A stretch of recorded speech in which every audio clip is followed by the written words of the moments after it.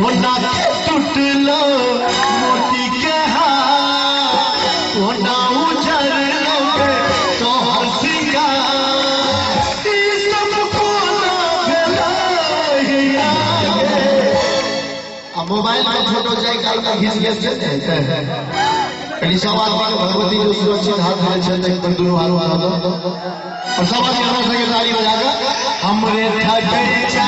हमरे सजनी के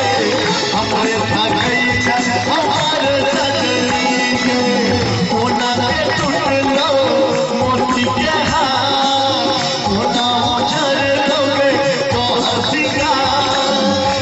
सब कोना भेला हमरे ठगैया हमरे सजनी के हमरे ठगैया हमरे सजनी